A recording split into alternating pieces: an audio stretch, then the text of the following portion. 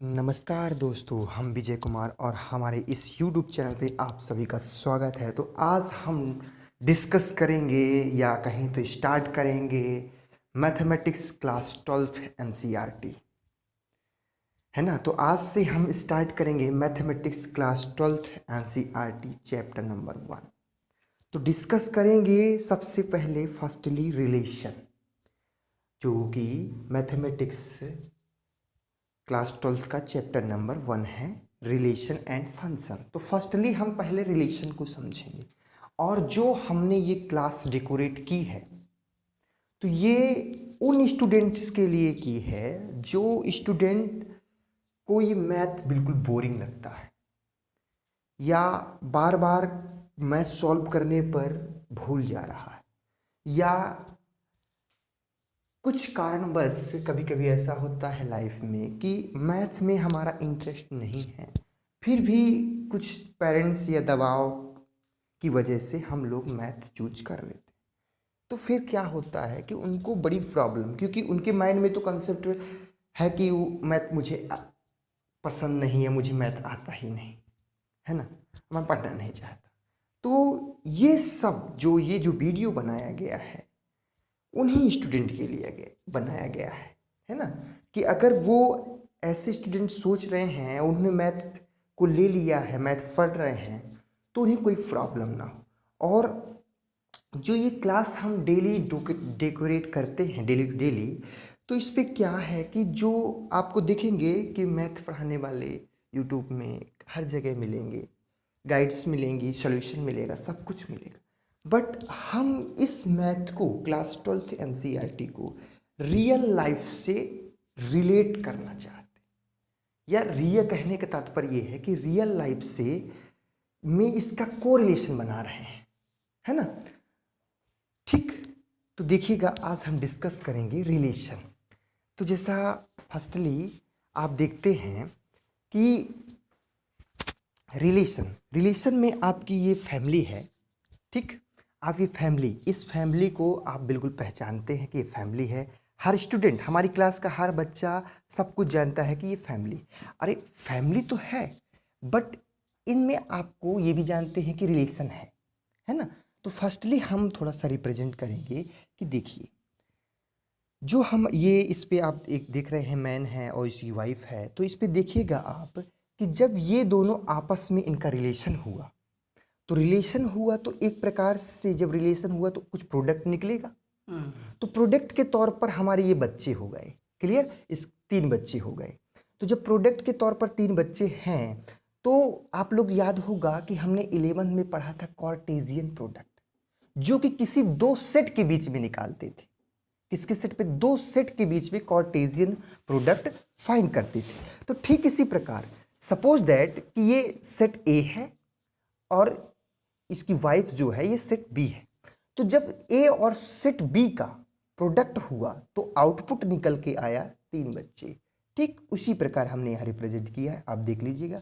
तो सेट ए, तो देखो सेट ए जो लिए हैं मतलब इसके पिताजी, बच्चों के क्या है, पिताजी है ना। तो 1 2 3, सिंपल सी बात, सेट ए के ये बच्चे और 1 2 3 बी के भी तो बच्चे कहलाएंगे ना, क्योंकि दोनों का प्रोडक्ट है। ठीक, तो ये हो गया। अब इसी पे देखिएगा, अब जब ये दोनों, अब इन दोनों के बीच में संबंध निकालेंगे, ठीक है।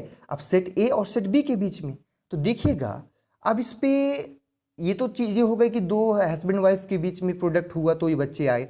अब बच्चों के बीच में भी तो एक प्रकार का रिलेशन रहेगा, भाई बहन का, है ना, या छोटा भाई बड़ा भाई, बड़े से छोटी बहन, ऐसा है, ऐसी चीजें रहेंगी ना। तो देखिएगा वही निकाले हैं हम। अब इन दोनों का प्रोडक्ट, कार्टेशियन प्रोडक्ट फाइंड किए तो ये निकल के आया, क्लियर। अब आइए एनसीईआरटी पर। एनसीईआरटी पे हमें डेफिनेशन क्या दिया है रिलेशन के। तो डेफिनेशन ऑफ रिलेशन देखिए एनसीईआरटी पर देखेंगे, उस पर लिखा है let A B are non empty set and let R subset of A cross A, या ए कार्टेशियन प्रोडक्ट ए, है ना। Then R is called a relation on A if A B belong to R. मतलब जो हमारा A B है वो कहाँ belong कर रहा है, आर पर कर रहा है। बी से that A is related to B and we write A relation B. If AB does not belong to R, then A is not related to B. देखिए अब इस डिफिनीशन जो हमारी डिफिनीशन दी है गिवन है, तो देखिए सबसे पहले इस पे जो लिखा है ए बी या non empty set, A B या नॉन एम्प्टी सेट। तो देखो हमने यहाँ लिया है ए, मतलब नॉन एम्प्टी का मतलब कि उस पे एलिमेंट्स हैं, तो एलिमेंट्स हैं। फिर बोले कि हम कार्टेशियन जो प्रोडक्ट निकाले, तो जो हमारा जैसे मान लीजिए कि हमने लिया ए और 1 और 2, 1 और 2 की अगर बात करेंगे, जो इसमें पेयर बना है 1 और 2, तो 1 और 2 देखिए आर पे है कि नहीं है, 1 और 2 किस पे है, आर पे है। मतलब जब अब इस पे देखिएगा आप ए क्रॉस ए लिखा हुआ है, जो कि हमारा यहाँ सेट बी था। तो देखिएगा आप जो सेट ए के मेंबर, जो सेट ए के एलिमेंट्स हैं 1 2 3, वही तो सेट बी के हैं। तो हम ये भी तो कह सकते हैं कि set A is equal to set B, कह सकते हैं। तो वही set A cross set B ना करके ए भी हम कह सकते हैं। तो ये हो गया हमारा क्या, रिलेशन का डिफिनीशन, है ना। आप लोग को समझ में आया। अब इस पे देखेंगे, किस पे बोल रहा है, if A B does not belong to R. अगर ए बी, इस पे हमारा जितना भी हम पेयर ले रहे हैं वो कहाँ बिलोंग कर रहा है, आर पर बिलोंग कर रहा है, ठीक। लेकिन ये बोल रहा है अगर डज नॉट, मतलब अगर ए डज नॉट बिलोंग, मतलब ए बी की बहन नहीं है, तो सिंपल सी बात है, जब ए और बी की बहन नहीं है तो उसकी में उस फैमिली की मेंबर नहीं है ये दोनों। तो जब मेंबर नहीं है तो वो रिलेशन नहीं कहलाएगा। तो कहने का तात्पर्य ये है कि किसी भी रिलेशन की शुरुआत दो मेंबर्स के बीच में जब रिलेशन होता है, हस्बैंड वाइफ भी कह सकते हैं, क्योंकि जन्मदाता यही है। ऐसा कोई रिलेशन ही नहीं है जो बिना हस्बैंड और वाइफ के पॉसिबल हो सके, मतलब शुरुआत यहीं से होती है, ठीक, अपने रियल लाइफ में। तो चलिए अब इस पे देखते हैं। फॉर एग्जाम्पल में अब देखिए क्या आ रहा है कि A B belong A cross B, A is brother of B. अब जो सेट निकल के आया था उसमें जो एलिमेंट्स थे, तो उनके बीच पे कंडीशन हो सकती है कि A is brother of B, B is brother of A, ऐसी कंडीशन हो सकती है।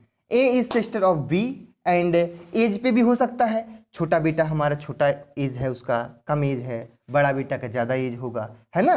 तो हम अब एज पे भी कंडीशन बता सकते हैं, उनकी क्वालिटियों पे भी हम कंडीशन अप्लाई कर सकते हैं, है ना।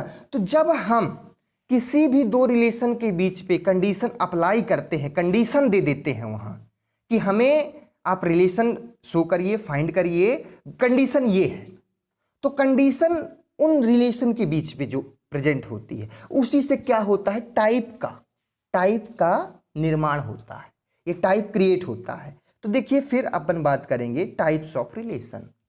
तो we first consider the 3 types of relation, namely reflexive, symmetric and transitive. तो अब थोड़ा सा देख लेते हैं, यही हमें 3 रिलेशन जो है वेरी वेरी मोस्ट रिलेशन है, रिफ्लेक्सिव, सिमेट्रिक एंड ट्रांसिटिव।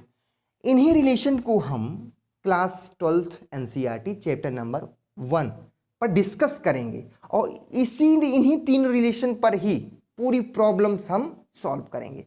तो देखिए सबसे पहले जान लेना कि रिफ्लेक्सिव क्या है, सिमेट्रिक क्या है, ट्रांसिटिव क्या है। तो देखिएगा इस पे लिखा है रिफ्लेक्सिव इफ ए, जो पेयर है ए बिलोंग कर रहा है R, for every A belong to A. तो देखिए जो फर्स्ट बोल रहा है ए, मतलब अब आ जाते हैं, हमने जो एग्जाम्पल दिया था लाइफ का, इस पे देखो 1 1 है, 2 2 है एंड 3 3 भी है। तो आप कह सकते हैं कि this relation is reflexive. Clear.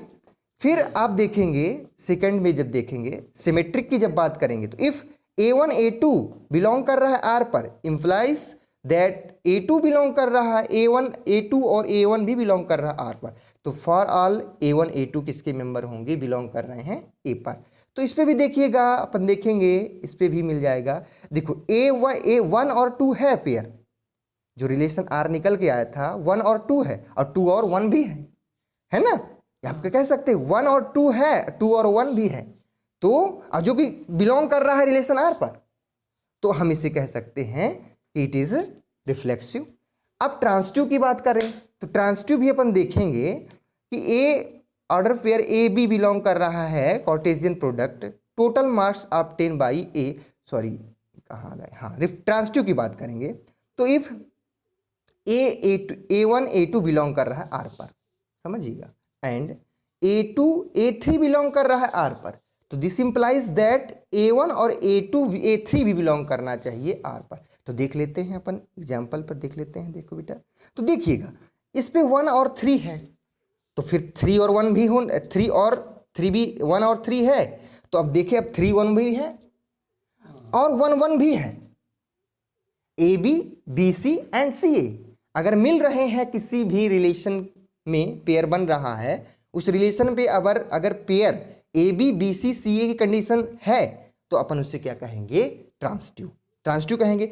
दूसरी कंडीशन पे अपन एक भी ऐसा भी होता है कि ए बी भी ओनली रहता है, बी सी और सी ए नहीं होता। तो जब बेटा ध्यान दीजिएगा, जब कभी ओनली किसी भी रिलेशन पे किसी भी टू सेट के बीच में जब कार्टेशियन प्रोडक्ट फाइंड करें, अगर उनमें ए बी की कंडीशन ही बचे, मतलब बी सी सी ए नहीं आए, तो ए बी की कंडीशन पर अपन उसको कह सकते हैं it is a transitive. But अगर ए बी और बी सी आया है और सी ए नहीं आ रहा तो it is not transitive. Clear बेटा? मतलब अगर ए बी आया है बी सी आया है तो सी ए को आना कंपलसरी है, अगर नहीं आ रहा है तो आप उसे ट्रांसटिव नहीं कहेंगे। ठीक है बेटा? तो अगर ए बी ही ओनली आ रहा है तो अपन ट्रांसटिव कह सकते हैं। तो आज के लिए इतना ही। Thanks for watching.